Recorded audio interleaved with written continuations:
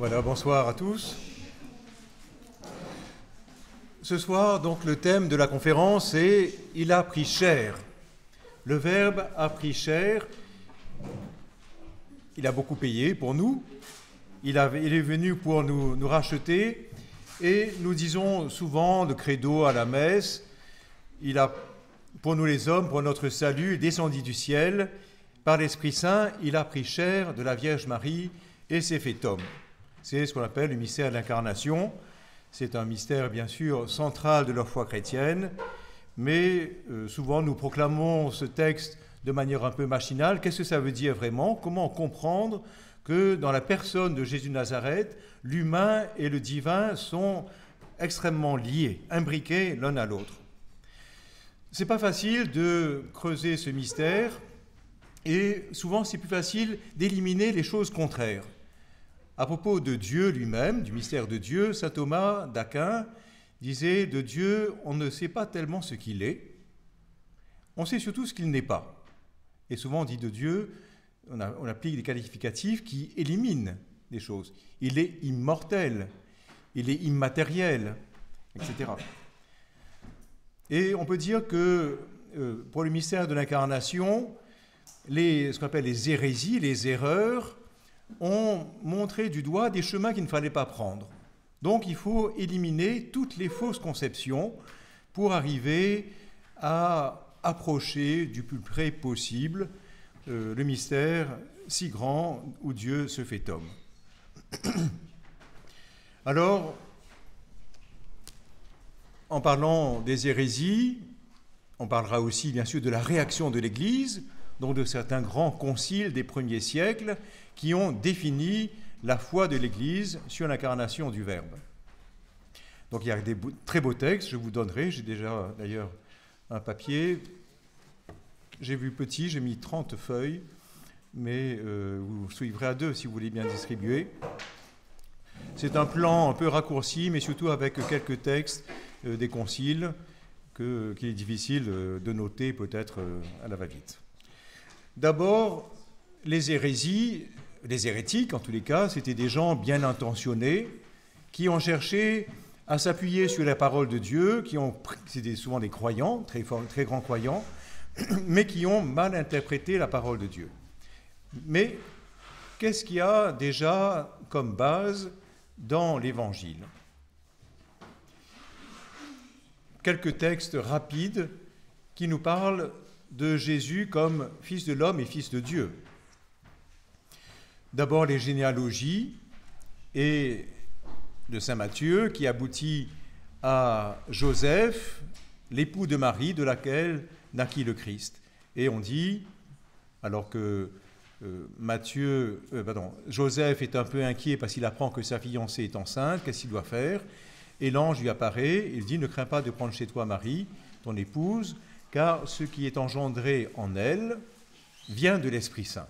Elle enfantera un fils, tu donneras le nom de Jésus. » Donc il y a l'origine céleste, il vient de l'Esprit Saint. Et puis l'annonciation à Marie dans l'Évangile selon saint Luc, aussi, c'est au début de saint Luc. Si vous retrouvez dans vos Bibles, l'ange dit, voilà, l'Esprit Saint viendra sur toi et la puissance du Très-Haut te couvrira de son ombre.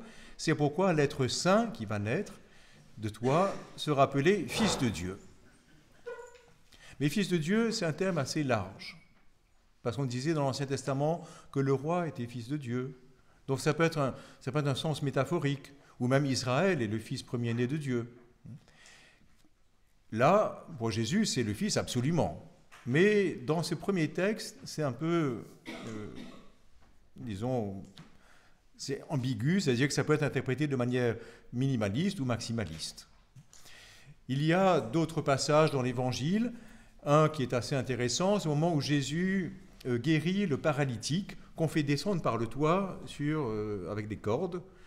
Et Jésus, au lieu de dire « lève-toi et tu es guéri », il dit « tes péchés sont remis ».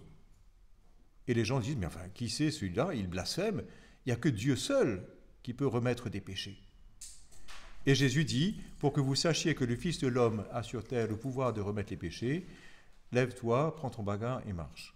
Donc la guérison est le signe que Jésus peut guérir les péchés, remettre les péchés.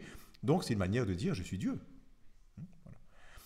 Mais c'est surtout dans l'évangile de Saint Jean qu'on a les affirmations les plus claires. Vous savez que Saint Jean écrit en dernier, évidemment le prologue, Jean chapitre 1, où il y a précisément cette phrase « le Verbe s'est fait chair et il a habité parmi nous ». Voilà, le Verbe qui est Dieu. Hein. Au commencement était le Verbe, et le Verbe était auprès de Dieu, et le Verbe était Dieu. Et puis, plus loin dans le texte, le Verbe s'est fait chair. Et puis, un texte assez sublime aussi, à la fin de l'Évangile selon saint Jean, chapitre 20, l'apparition à Thomas, l'incrédule, quand finalement Thomas se trouve en présence de Jésus, qui présente ses plaies. Thomas a cette confession de foi qui est la plus achevée du Nouveau Testament. Il dit à Jésus « Mon Seigneur et mon Dieu ». Et il faut s'imaginer que pour un juif qui a une telle idée de la transcendance divine, de reconnaître le Messie, celui que Dieu a envoyé et consacré dans le monde, comme Dieu, ça demande une espèce de révolution copernicienne du cœur et de l'intelligence. Ben, les apôtres l'ont fait. Et on comprend que ça n'a pas été simple pour les premiers chrétiens.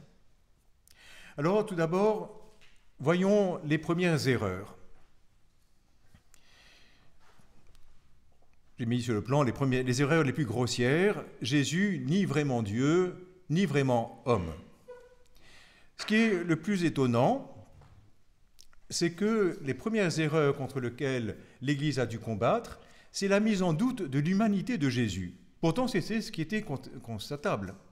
Les apôtres, les disciples ont touché Jésus. Ils ont vu que c'était un homme. Il mangeait, il buvait, quand il marchait, il se fatiguait, etc. Et quelques années quand même après la mort et la résurrection de Jésus, déjà des personnes se mettent en doute la réalité de son corps. Et un courant qu'on appelle le docétisme, qui vient du grec dokein, le verbe qui signifie paraître ou sembler. Donc il y a ces erreurs qui disent Jésus, c'est un ange peut-être, qui a pris une apparence humaine, mais il n'a pas vraiment souffert. Ce n'est pas lui qui est mort sur la croix. Et c'est souvent des courants qu'on appelle gnostiques, de la gnose. La gnose, c'est la connaissance. C'est dire, mais comment est-ce que Jésus est le sauveur s'il n'est pas vraiment Dieu et pas vraiment homme? Qu'est-ce qu'il nous a apporté? Un enseignement, une parole. Et la gnose, c'est on est sauvé simplement par l'enseignement. Un courant un peu plus modéré accepte une incarnation un peu provisoire, illusoire, et souvent avec le refus de la crucifixion. Ce serait un disciple qui serait crucifié à sa place. Et, par exemple, le Coran, d'ailleurs, reprend souvent ces erreurs très simples, mais déjà combattues par les apôtres, Saint Paul et Saint Jean. Je cite par exemple ce passage de la première lettre de Saint Jean, chapitre 4, versets 2 et 3, où Jean dit ceci, parce qu'il y a quand même du trouble parmi les croyants et des gens qui sèment des idées fausses.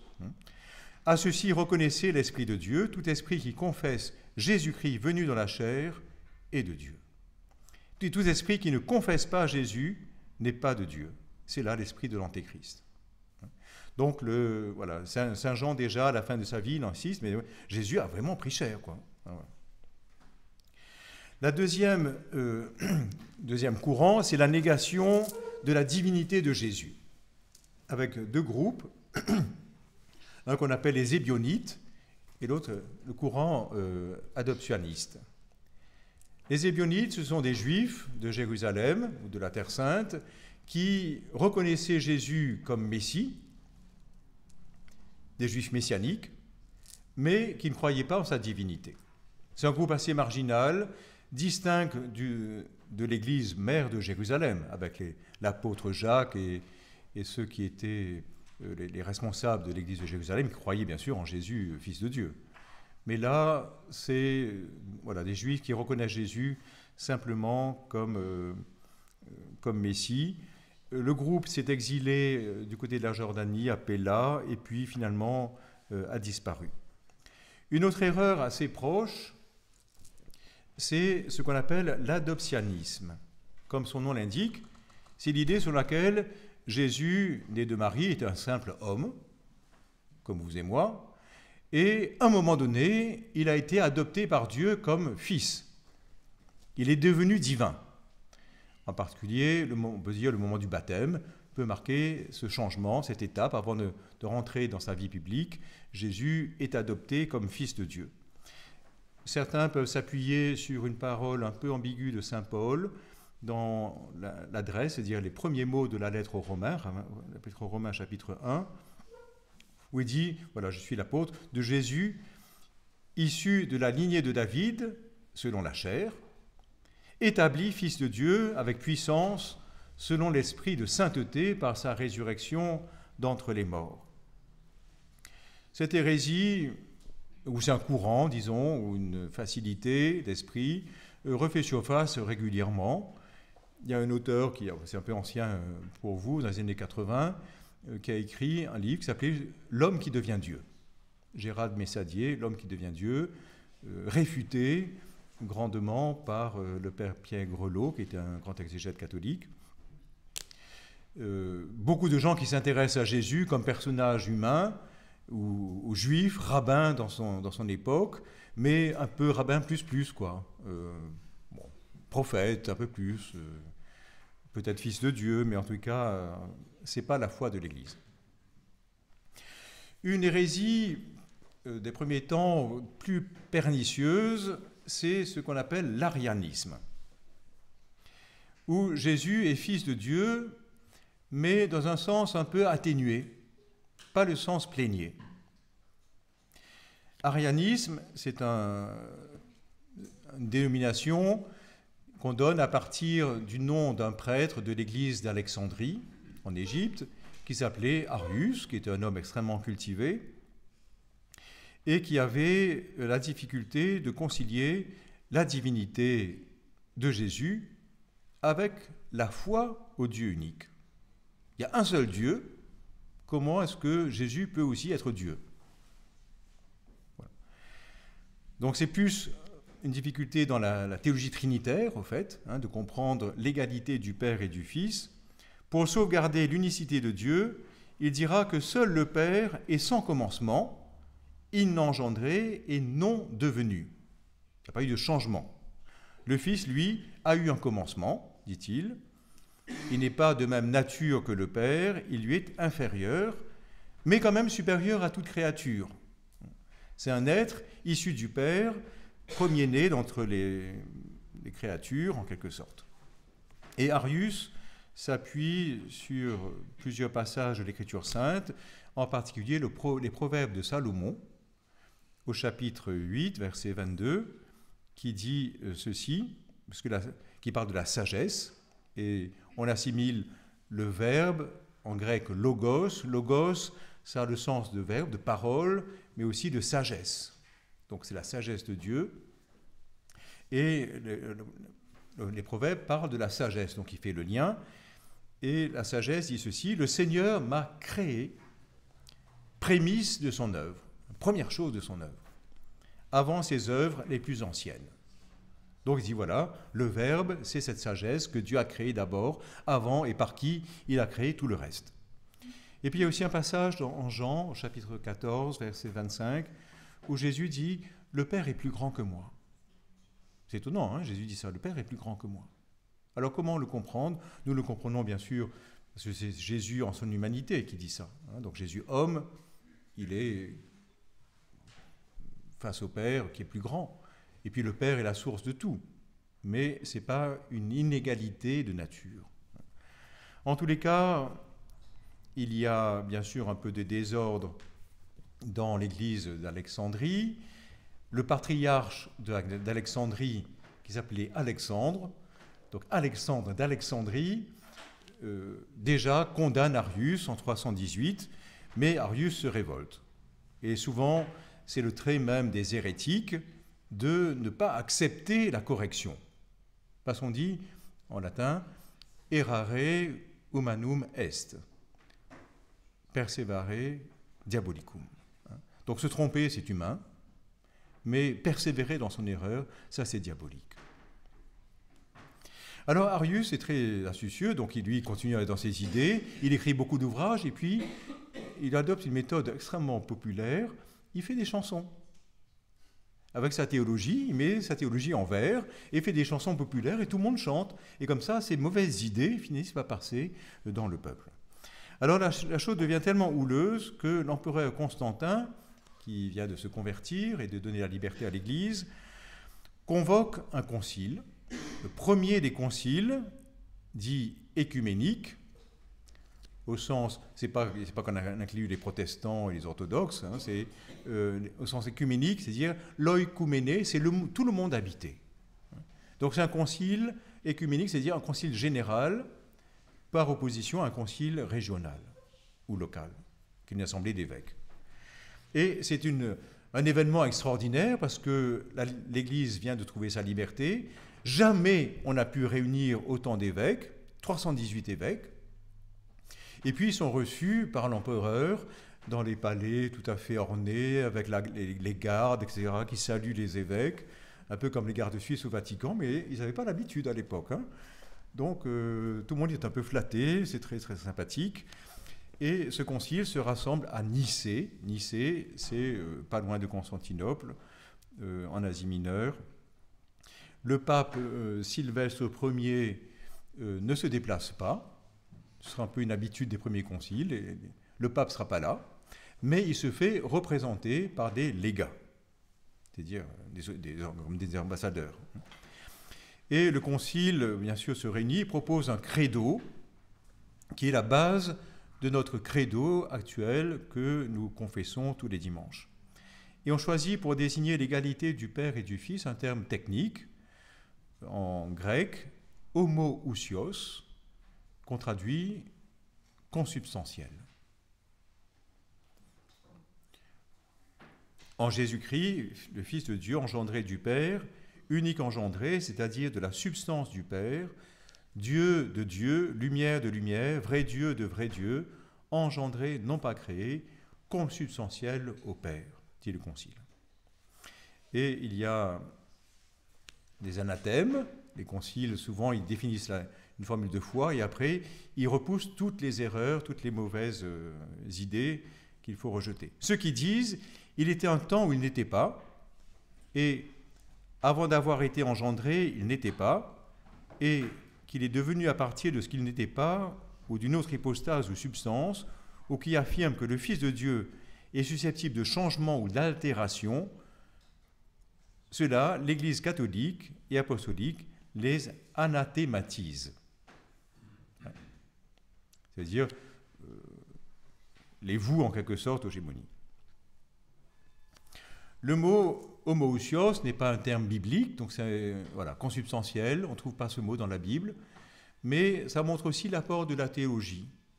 Bien sûr, la théologie, elle se base d'abord sur la parole de Dieu, mais elle a besoin aussi d'un outil conceptuel et on intègre dans les formules dogmatiques, finalement, des mots plutôt philosophiques.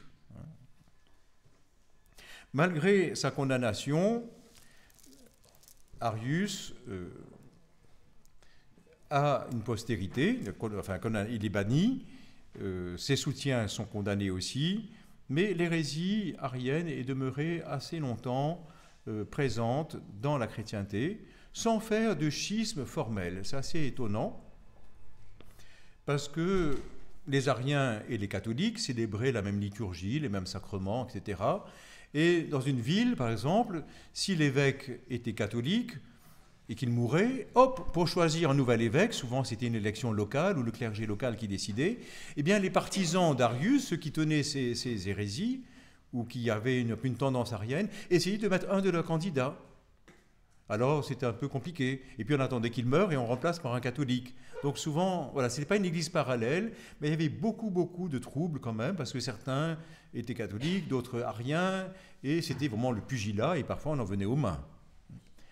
Et ce qui a compliqué aussi les choses, c'est que les empereurs, qui étaient devenus chrétiens, se considéraient tout à fait compétents pour intervenir dans les questions religieuses.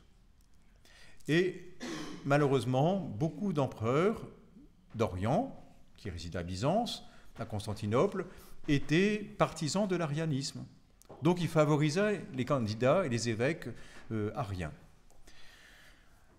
Donc c'était un petit peu compliqué, et pourtant il y a de grands saints, de grands savants aussi, défenseurs de la foi, qu'on appelle les pères de l'Église, qui ont combattu pour le maintien de la foi de Nicée. En Orient, saint Athanase d'Alexandrie, grand patriarche qui a été, à cause de sa foi, exilé. On l'a envoyé en Allemagne, à Trèves. Donc il a beaucoup voyagé. Il a eu un très long épiscopat, mais une bonne partie en exil. Aussi Grégoire de Nazianze, Basile de Césarée, etc. Et en Occident, Saint-Hilaire de Poitiers, Osus de Cordoue, et puis bien sûr le pape Libère, bien sûr, qui tenait à la foi de Nicée. Enfin, au gré des changements et d'empereurs, l'empereur Théodose, qui lui était catholique, impose le catholicisme, donc le christianisme sous sa forme catholique, comme religion d'État. Donc, et avec le deuxième concile œcuménique, le concile de Constantinople I, qui complète d'ailleurs la foi du credo, surtout sur le Saint-Esprit, précise les termes de ousia et hypostase. Ousia, c'est la substance, hypostase, c'est la personne, le sujet. On peut dire qu'avec le concile de Constantinople I, la crise arienne est quasiment terminée en Orient, mais pas en Occident. En Occident, les Ariens se sont maintenus par les Germains, parce que quand les tribus germaniques qui entraient dans l'Empire ont voulu faire comme les gens civilisés, devenir chrétiens, ils ont choisi la forme du christianisme, de l'arianisme, parce que c'était l'époque où l'empereur était arien. Donc c'était mieux. Et les Germains sont restés soit païens, soit ariens. Ceux qui étaient chrétiens étaient ariens. Grâce à Dieu, les Francs, les barbares francs, germains, étaient païens. Et grâce à Clotilde et à Rémy, ils sont devenus catholiques. Mais les Ostrogoths, Visigoths, etc., étaient ariens. Et l'arianisme s'est éteint en Occident en 589 avec les Visigoths d'Espagne, qui étaient les derniers à tenir à l'arianisme. Finalement, avec l'effort de prédication, etc., ils ont finalement choisi de rejoindre l'Église catholique.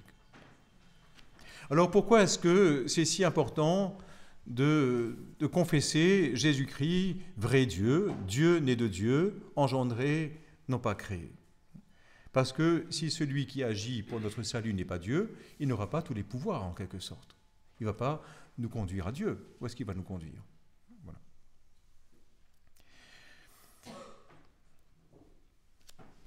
Maintenant qu'on tient pour certains la vraie divinité de Jésus, il est 100% Dieu, et sa vraie humanité, il est vraiment homme, comment se fait la jonction entre les deux? Donc quand on résout un problème, hop, ça appelle d'autres questions. Et les prochaines querelles théologiques vont porter sur le lien entre l'humain et le divin en Jésus. Comment se fait l'union des deux natures? Alors à chaque fois, il y a un personnage qui sort une grosse bêtise et un concile qui va répondre. C'est très simple. Donc vous pouvez poser de mauvaises questions, n'hésitez pas, je vous donnerai la foi catholique.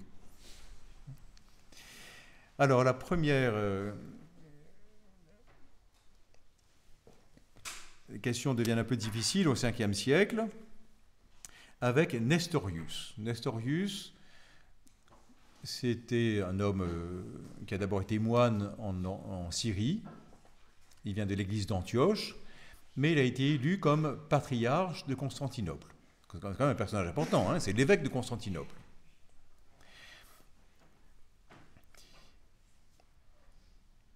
Et dans la théologie syrienne d'Antioche, on a plutôt tendance à bien distinguer l'humanité et la divinité de Jésus. Donc lui, c'est un tenant de bien distinguer, de ne pas mélanger les choses, ce qui est très bien en soi, mais il dit un peu des bêtises, et en particulier, on peut dire qu'il comprend l'unité du divin et de l'humain en Jésus comme deux entités qui se tiennent la main en quelque sorte, hein, qui font alliance, qui agissent ensemble, mais deux personnes différentes, hein, deux personnes qui sont conjointes. Et Nestorius refuse en particulier de dire que c'est le Verbe de Dieu qui a souffert sur la croix pour nous. Il dit non, c'est l'homme Jésus, ce n'est pas le Verbe. Et la querelle va se cristalliser sur un titre donné à Marie, qui est le titre de Mère de Dieu. Sainte Marie, Mère de Dieu. C'est un titre très ancien, ça n'a pas été inventé à son époque. C'est un titre qu'on trouve dans les prières, la plus ancienne prière à la Vierge Marie que l'on connaisse, enfin, sous la supervision du Père Antoine. C'est ce qu'on appelle le Subtuum, Praesidium en latin. Donc c'est une version plutôt en grec, qui est connue depuis le IIIe siècle de notre ère en Égypte, qui dit, donc sous ta miséricorde, sous ta protection, nous nous réfugions Sancta Dei Genitrix. Littéralement, celle qui enfante Dieu, qui met au monde Dieu. En grec, Théotokos, celle qui enfante Dieu. On traduit, nous, en français, Mère de Dieu. Donc il y a une version française, sous ta miséricorde, nous nous cherchons refuge, Sainte Mère de Dieu, c'est très joli. Et en tous les cas, donc Nestorius refuse ce titre. Il dit, non, Marie est la mère de Jésus, elle n'est pas la mère de Dieu. Alors il y a une première condamnation par le concile à Rome, un concile régional à Rome, en 430, mais évidemment, comme les hérétiques habituels, il refuse de reconnaître son erreur. Et Nestorius fait appel à l'empereur. Il dit, non, moi je ne veux pas être jugé par simplement l'Église de Rome, je veux un concile général pour qu'on examine cette doctrine. Et l'empereur convoque un concile écuménique, le troisième de la série, à Éphèse en 431, pour la Pentecôte de 431. Alors, face à Nestorius, l'hérétique, le grand défenseur de la foi catholique sera saint Cyril d'Alexandrie. Mais saint Cyril d'Alexandrie est un personnage un peu houleux aussi, tempérament fort. En tous les cas, la date de l'ouverture du concile à Pentecôte 431 arrive. Il y a des retardataires. Les patriarches, les évêques d'Antioche et de Syrie ne sont pas là. Les envoyés du pape ne sont pas là. Qu'un seul en ne tienne. Cyril ouvre les débats, préside le concile et fait bien sûr excommunier et déposer le brave Nestorius. Et les deux d'ailleurs avaient échangé une correspondance, ils avaient fait une discussion théologique quand même assez musclée et en même temps courtoise. Et en particulier la deuxième lettre de Cyril à Nestorius est approuvée par le concile comme exprimant la foi catholique. Et c'est ce texte que j'ai mis sur votre feuille, où il dit « Nous ne disons pas que la nature du Verbe est devenue chair en étant changée. » Voilà. Donc il n'y a pas eu de changement dans la divinité quand le Verbe a pris chair. Ni qu'elle a été transformée en un homme complet, constitué d'une âme et d'un corps, mais nous affirmons que le Verbe, en s'unissant selon l'hypostase, c'est-à-dire selon la personne, a une chair animée par une âme rationnelle, est devenu homme d'une manière inexprimable et incompréhensible, et qu'il a été appelé Fils de l'homme.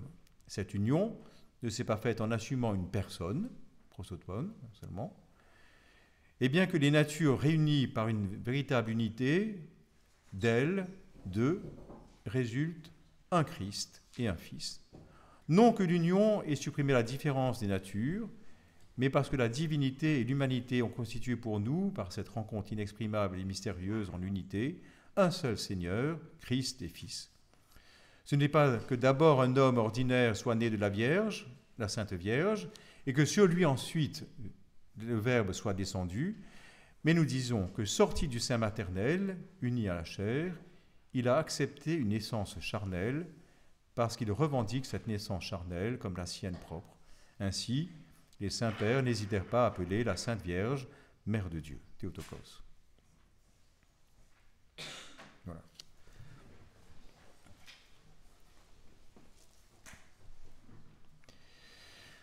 Lorsque les Antiochiens arrivent à Éphèse et que les débats sont terminés, ils sont un peu furieux et Jean d'Antioche refuse le concile. Donc il fait un contre-concile. Les légats pontificaux arrivent et eux, pas très contents de n'avoir pas été quand même attendus, reconnaissent quand même que c'est la vraie foi et approuvent le concile. C'est pour ça donc ce concile, un peu un pugilat, a été quand même approuvé par le siège apostolique de Rome et donc ça lui confère bien sûr sa dimension écuménique. Après ça, il y aura quand même un rapprochement avec les Antiochiens et il y aura 2 ans après, 433, une formule d'union entre Jean d'Antioche et Cyril d'Alexandrie et voilà, qui vont reconnaître tout à fait la formule d'union dit ceci, des deux natures, l'union est faite et à cause de cette union, nous confessons que la Sainte Vierge est Théotokos parce que le Verbe de Dieu s'est fait chair et s'est fait homme. Donc c'est le Verbe qui a pris chair de la Vierge Marie et s'est fait homme. Donc le sujet, en quelque sorte, c'est le Verbe. Donc c'est lui qui a souffert. Et en conséquence de cela, nous pouvons attribuer de fait à la personne du Verbe des choses qui appartiennent en propre à la nature humaine. Donc c'est tout à fait avec légitimité qu'on dit que le Verbe est né de la Vierge. C'est tout à fait avec la plus grande légitimité qu'on peut dire que le Verbe a souffert sur la croix. On peut dire Dieu est mort sur la croix. Évidemment en sa chair. Il n'est pas mort en sa nature divine. Il est mort en sa nature humaine. Mais c'est Dieu. Hein. C'est la deuxième personne de la Trinité qui a fait tout cela pour nous et pour notre salut. C'est un usage très ancien qu'on appelle la communication des idiomes. L'idiome, c'est ce qui est propre à chacun. Et ça communique. Donc en Jésus, qui est à la fois Dieu et homme, on peut faire passer ce qui est humain d'un côté, du côté du divin. Et un grand martyr des premiers siècles, saint Ignace d'Antioche, qui est mort vers 110-115 à Rome, martyrisé, mangé par les bêtes, il écrit déjà, il pratique la communication des idiomes, hein, donc c'est-à-dire les conciles n'ont pas réinventé la foi, hein, mais ils ont mis en valeur quelque chose qui est déjà présent. Et Ignace d'Antioche dit aux Romains à qui il s'adresse, avant d'arriver à Rome, il dit n'essayez pas de me faire rater mon martyre, ne m'empêchez pas d'imiter la passion de mon Dieu. Voilà, imiter la passion de mon Dieu. On peut le dire parce que Jésus est fils de Dieu. Comme un retour de balancier, les querelles christologiques repartent de plus belle quelques années après, avec une polémique qui vient toujours de Constantinople par un moine qui s'appelait Eutychès. Eutychès était archimandrite, c'est-à-dire supérieur d'un monastère de 300 moines à Constantinople, et il va réalimenter la querelle théologique en dénonçant le compromis, dit ce compromis de 433 ne vaut rien, et il va mal interpréter la pensée de saint Cyril d'Alexandrie en disant, à partir des deux natures, avant l'union, il n'en subsistera qu'une seule dans l'union. C'est-à-dire, il y aura comme une fusion des deux natures. Unique est la nature du Verbe incarné, dira-t-il. Unique est la nature du Verbe incarné. Il insiste sur l'unité, mais il n'emploie pas les bons termes. Il va dire une seule personne, ça aurait été juste, mais une seule nature, c'est pas juste. Alors, Eutychès est condamné par un concile local à Constantinople. Il fait appel de sa condamnation. Il est appuyé par un eunuque qui s'appelle Chrysophios, et puis surtout Dioscore d'Alexandrie, qui est le successeur de Cyril d'Alexandrie, mais en plus buté. Et il obtient que l'empereur Théodose II convoque un nouveau concile qui devait se réunir à Éphèse. Le pape Saint Léon le Grand, qui est un très grand théologien, ne veut pas se laisser doubler, et il écrit, pour préparer le concile, un ouvrage qui aura grande importance, qu'on appelle le Tome à Flavien. Le Tome à Flavien. Flavien, c'était c'était l'évêque de Constantinople, qui était en guerre contre Eutychès. Flavien était tout à fait un tenant de l'orthodoxie, mais il ne savait pas comment répondre à Eutychès, et le pape Grégoire envoie un petit traité de théologie absolument remarquable, qui va servir de base, en quelque sorte, à la formule dogmatique de Chalcédoine. Mais, entre-temps, avant que Chalcédoine ait lieu, il y a un premier concile de fait à Éphèse, qu'on appelle le brigandage d'Éphèse, qui est une réunion menée par Dioscore d'Alexandrie, avec coups et blessures. Le pauvre Flavien lui-même est blessé et il mourra quelque temps après de ses blessures. C'est quand même inimaginable. Et cette réunion d'Éphèse, qu'on appelle le brigandage d'Éphèse, n'a jamais été reconnue comme un concile valable. Et l'empereur Théodose II, qui quand même tenait à la validité de la réunion, meurt, et son successeur, Marcien, et puis l'impératrice Pulchérie, son épouse, demandent au pape la permission de convoquer un nouveau concile, ce qui est fait. Et ce nouveau concile, qui aura lieu à Chalcédoine, qui est plus proche de Constantinople, sera présidé d'ailleurs par les légats du pape. C'est le premier concile où c'est l'Église de Rome, de fait, qui va diriger les débats. Et ce concile de Chalcédoine, d'abord, annule le brigandage d'Éphèse, rétablit de manière posthume Flavien dans ses droits, et condamne, bien sûr, Nestorius, et condamne Eutychès aussi. On réaffirme aussi les erreurs anciennes, voilà. Et la formule de Chalcédoine est très, très simple, j'ai mise aussi sur votre feuille, en partant du sujet. Il faut dire, mais qui c'est qui agit dans le Christ? Eh bien, il faut prendre le mouvement du prologue de Saint Jean. Le Verbe s'est fait chair. C'est une théologie descendante.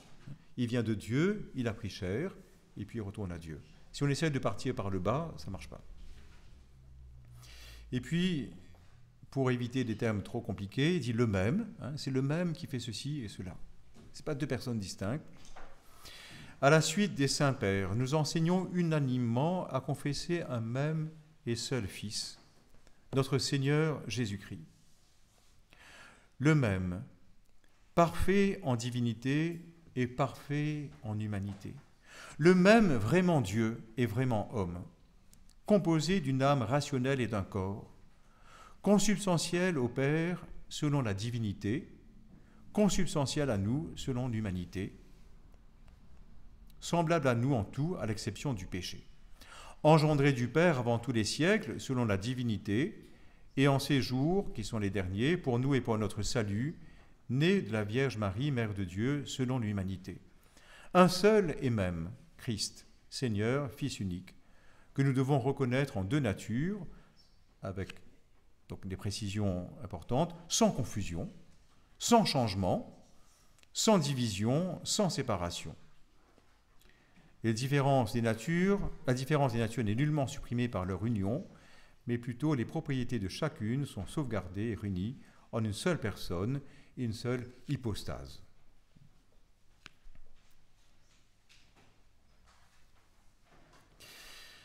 Alors, c'est la formule de Chalcédoine qui est très équilibrée, qui donne, je dirais, presque un point d'orgue sur les définitions dogmatiques.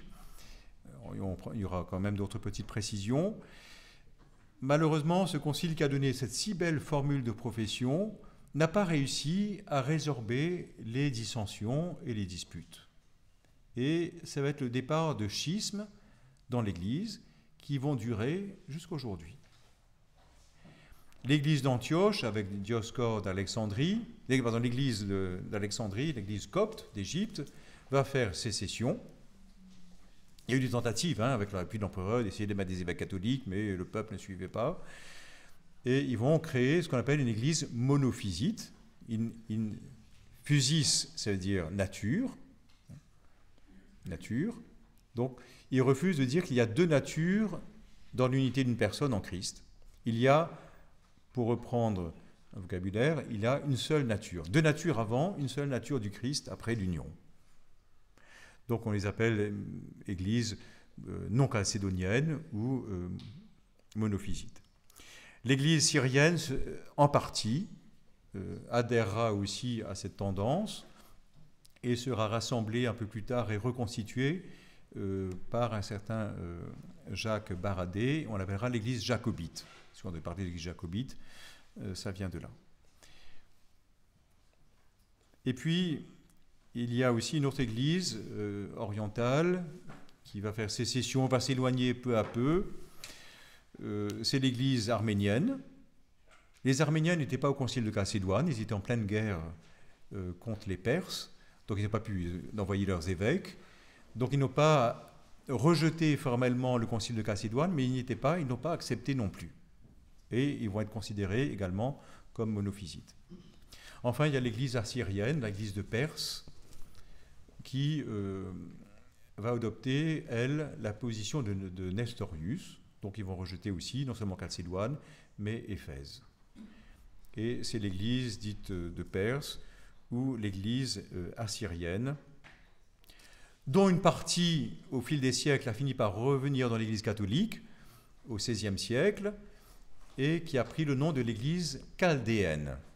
Il y a pas mal de chaldéens, donc c'est une église qui était très présente en Irak, et il y a beaucoup d'Irakiens chaldéens à Marseille. Donc ils sont passés pendant un temps dans cette église assyrienne, et puis ils sont revenus dans le giron de l'église catholique.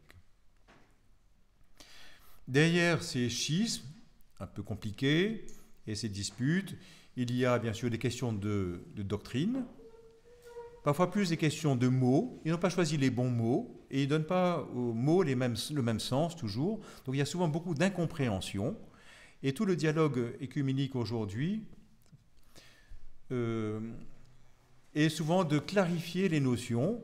Et il y a souvent maintenant, dans le travail œcuménique, un rapprochement avec ces églises pour dire, ben, finalement, on croit pratiquement à la même chose dans le Christ.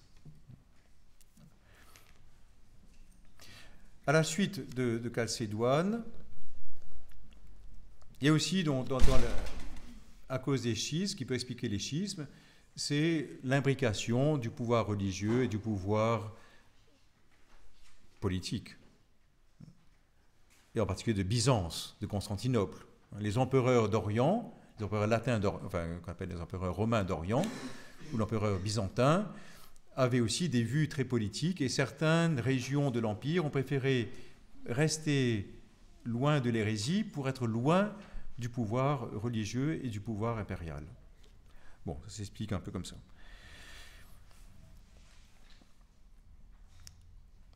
Suite à cette définition, il y a eu quand même à préciser un tout petit peu comment est-ce que ce Christ, qui est à la fois Dieu et homme, dans l'unité de la personne, comment est-ce qu'il agit? Et il y aura aussi plusieurs erreurs sur la manière dont le Christ a une intelligence divine, une intelligence humaine aussi, une volonté divine, une volonté humaine, comment le comprendre? D'abord, il y en a un qui a contesté que le Christ est une âme humaine. C'est un certain Apollinaire de Laodicée qui disait « Non, dans le Christ, c'est le Verbe de Dieu, qui tient place en quelque sorte de l'âme rationnelle et qui anime le corps de Jésus. Il a un vrai corps de chair, mais il n'a pas une âme humaine, il a le Verbe de Dieu. »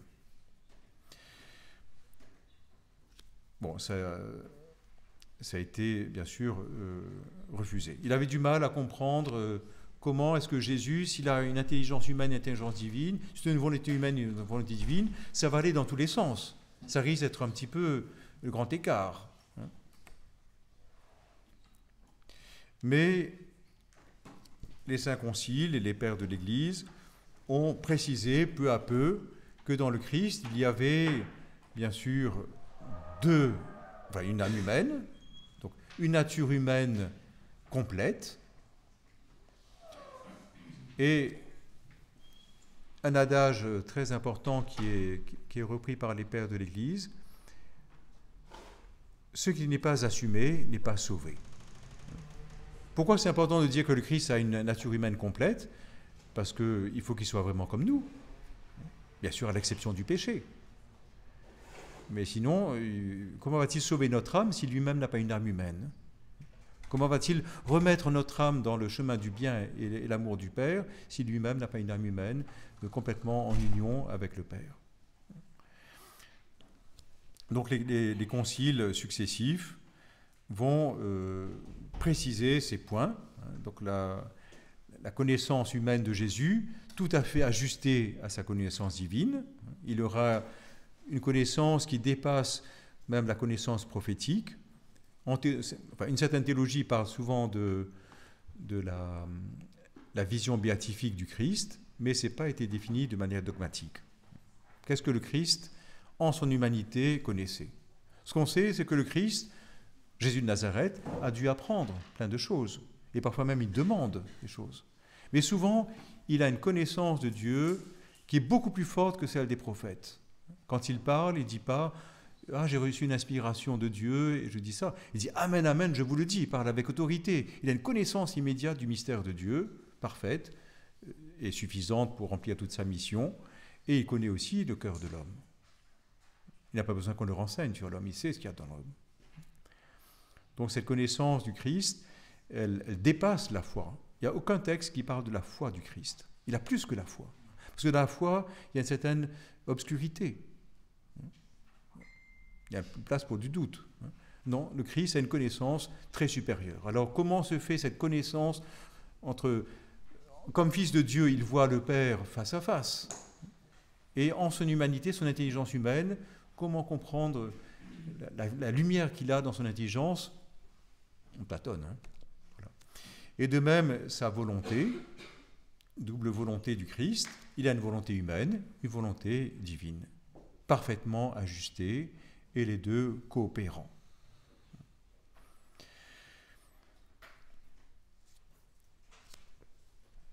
Comme dernier avatar, en quelque sorte, des querelles théologiques, il y a la question des saintes images, qui est un peu comme une prolongation. Avec le développement de l'islam en Orient, beaucoup ont remis en cause le fait de pouvoir représenter le Christ, la Vierge, les saints, la croix. Et certains se sont venus même à interdire cela. Donc il y a eu un concile, Nicée II, au 8e siècle, qui a légitimé bien sûr l'usage des saintes images et même encouragé. Parce que par les images, nous sommes invités en quelque sorte à aimer ceux qui le représentent, le Christ, la Vierge, qui s'est fait l'un de nous. Les traits du Christ ont été dépeints à nos yeux, dit saint Paul dans l'Épître aux Galates. Donc on peut dépeindre ces traits. Quelles sont les conséquences pour nous de dire que Jésus est vrai Dieu et vrai homme, que les deux natures, humaine et divine, sont unies dans l'unité de la personne? Eh bien, il y a d'abord la valeur infinie des actions de Jésus. Saint Thomas d'Aquin, héritier et grand connaisseur des pères de l'Église et des saints conciles, propose dans sa synthèse en disant que tout ce que Jésus a fait et supporté dans sa condition humaine sont la cause de notre salut. Toutes ces actions sont des actions à la fois humaines et divines, humano-divines, ou pour prendre les termes grecs, théandriques, théos, aner, andré, voilà. Donc le théandrique, c'est-à-dire Dieu et homme en même temps, voilà. Pourquoi ce que Jésus a fait sur terre a une valeur infinie? Pourquoi? Parce que la personne de raison, la personne qui a posé tous ces actes, c'est une personne d'une dignité infinie. C'est la deuxième personne de la Trinité. C'est le Verbe en personne. Et puis, toutes les actions humaines de Jésus, à cause de l'union des deux natures, qui ne sont pas mélangées, mais pas séparées non plus, qui sont distinctes, mais pas séparées, ont une valeur également infinie. Les actions humaines sont vivifiées par une plénitude de grâce incroyable. Le Fils unique de Dieu, dit saint Jean dans le prologue, on l'a contemplé plein de grâce et de vérité. Et cette plénitude de grâce, cette onction sainte de l'Esprit Saint qui repose sur Jésus, qui s'y manifeste en particulier lors du baptême au Jourdain, vient de la proximité de la nature humaine et de la nature divine en lui.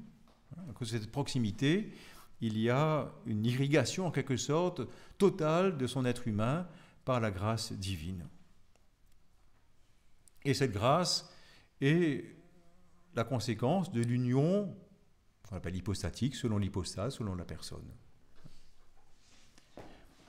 Cette grâce assure l'entier accord de l'intelligence humaine de Jésus avec sa science divine, l'entier accord de sa volonté humaine avec sa volonté divine. Et cette plénitude de grâce suffirait à n'importe quel acte de Jésus de nous mériter le salut et la rédemption, et la grâce de l'adoption filiale. Mais on dit que Jésus nous a sauvés surtout par sa passion et par sa résurrection, mais toutes les actions de Jésus sont des actions de salut. Il y a bien sûr un point culminant à la croix, où l'aspect rédemption, rachat pour nos péchés, etc. est beaucoup plus marqué, mais toutes les actions de Jésus sont des actions de salut. On le dit par exemple, d'abord on le célèbre par les fêtes liturgiques, même sa naissance, bientôt nous célébrons la naissance de Jésus, par sa naissance il nous sauve. On le dit dans les litanies aussi, souvent après la litanie, on dit « Seigneur, par ta naissance, sauve-nous, par ton baptême au Jourdain, sauve-nous, par ton jeûne au désert, sauve-nous ». Toutes les actions sont des actions de salut. Et puis ces actions, nous les méditons dans le mystère du rosaire de la Vierge Marie. Et quand nous méditons, ce n'est pas juste que nous réfléchissons à ce que Jésus a fait, nous unissons, par la foi, nous unissons à la grâce que le Christ a méritée pour nous par telle ou telle action. Et toute la geste de Jésus qui a vécu sur terre, mais après qui a été glorifié par sa résurrection, qui est monté au ciel, avec son humanité, bien sûr, qui est assis à la droite du Père, nous ouvre une destinée de salut incroyable. Parce que quand on réfléchit, en Jésus, c'est l'un de nous qui est là-haut. C'est un gars de chez nous, quoi, qui habite dans la Trinité Sainte. Donc, vous voyez quel honneur est fait à notre race. Mais s'il est monté au ciel, c'est aussi pour nous entraîner. Donc, pour nous conférer l'adoption filiale et nous attirer dans le sein du Père.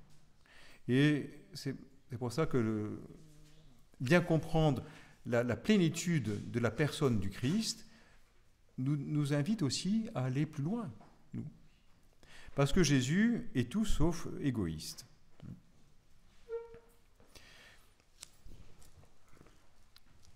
La grâce de l'union hypostatique, de l'union des deux natures dans la personne du Christ, c'est la source de toutes les grâces. C'est la manifestation la plus haute de l'amour de Dieu pour nous. Dieu nous aime, bien sûr, en nous créant. S'il ne nous aimait pas, il ne nous aurait pas appelés à l'existence. Et il ne rejettera jamais l'amour qu'il nous porte à sa créature. C'est la source même de la miséricorde. Jamais Dieu va abandonner son œuvre. Mais il nous aime comme un créateur aime sa créature, comme un artiste aime son œuvre. Mais dans le Christ, il y a quelque chose de beaucoup plus. En prenant chair de la Vierge Marie, Dieu nous a montré son amour infini. Parce que par l'union hypostatique, l'union des deux natures dans la personne du Christ, c'est l'amour de Dieu qui est donné. C'est Dieu qui se donne lui-même en personne à l'humanité. Et on peut dire que celui qui a donné ce commandement, tu aimeras ton prochain comme toi-même, l'a mis en pratique lui-même. On comprend que dans la Trinité Sainte, le Père aime son Fils absolument comme lui-même. Mais ce Fils ayant pris chair de la Vierge Marie, c'est un homme, égal à nous, consubstantiel à nous selon l'humanité, comme disent les saints conciles, que le Père a aimé comme lui-même, infiniment, parce que c'est une personne infiniment aimable. Deuxième personne de la Trinité. Et cela est manifesté au baptême. Quand Jésus est baptisé au Jourdain, eh bien la voix du Père se fait entendre, tu es mon enfant bien-aimé, en toi je mets tout mon amour. plénitude de son amour. Tout, pas un petit bout, tout. Voilà. Alors Jésus n'est pas égoïste et il veut nous partager cela. Et s'il a manifesté cet amour du Père pour lui, spécialement au baptême, c'est que pour nous, le baptême est le chemin où nous faisons l'expérience de cet amour de Dieu pour nous, où nous recevons, pas la plénitude, parce que nous sommes encore en chemin, nous recevons une participation réelle de l'amour que le Père porte à son Fils. On peut dire que le baptême, notre baptême, quand on a été baptisé, eh bien Dieu nous a dit la même chose qu'il a dite à son Fils unique. Quand on a été baptisé, on dit que le baptême laisse une marque intérieure indélébile, n'est-ce pas? Qu'on appelle le caractère baptismal. Un truc que rien ne peut effacer. Hein? Stylo indélébile pour la vie et pour l'éternité. Ce n'est pas quelque chose de matériel. Ça peut être compris comme étant cette parole du Père. Tu es mon enfant bien-aimé, en toi je mets tout mon amour. Et nous devons bien sûr miser notre vie dessus, croire en cet amour et répondre à cet amour surtout. Mais si nous sommes faibles et nous péchons, nous pouvons revenir et renouer alliance avec celui qui nous a aimés.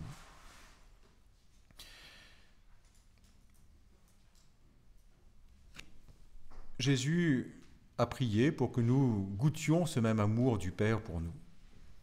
En Jean chapitre 17, sa grande prière avant de souffrir, à la fin de cette prière, à la fin du chapitre 17, Jésus dit à son Père, eh bien, voilà, ce que tu m'as donné, je veux que là où je suis, eux aussi soient avec moi, afin qu'ils contemplent ma gloire que tu m'as aimée. Parce que tu m'as aimé avant la création du monde. Donc imaginons cet amour infini entre le Père et le Fils. Et Jésus continue sa prière et dit, je leur ai fait connaître ton nom et je le leur ferai connaître encore pour que l'amour dont tu m'as aimé soit en eux. Et moi en eux. Vous voyez, je ne vous raconte pas des bêtises. Enfin, une des conséquences en quelque sorte de l'incarnation du Verbe, non seulement cet amour infini nous est proposé, pour peu que nous ouvrions notre cœur, bien sûr, c'est qu'en s'unissant à l'humanité, dans la personne de Jésus, Verbe incarné, Dieu a donné à tout être humain une dignité unique. Le Verbe de Dieu fait chair, Jésus de Nazareth, est le chef de l'humanité, la tête de l'humanité, et à cause de sa dignité unique à lui, eh bien, tout être humain reçoit une dignité nouvelle. Saint Léon le Grand disait dans un grand sermon de Noël, « Chrétien, reconnais ta dignité, parce que tu as été aimé. » Mais ce n'est pas que les chrétiens, c'est tout être humain, au fait. Et on peut dire que une des conséquences de l'incarnation du Verbe, c'est l'identification que Jésus établit entre lui et tout être humain, et spécialement les plus pauvres. Et ce qu'il dit dans le chapitre 25 de Matthieu, « Ce que vous avez fait à l'un de ces petits qui sont mes frères, c'est à moi que vous l'avez fait. » C'est une conséquence de l'incarnation. Ou, ce que vous n'avez pas fait, c'est à moi que vous n'avez pas fait. Donc c'est sur cela que nous serons sauvés ou jugés. Merci de votre patience.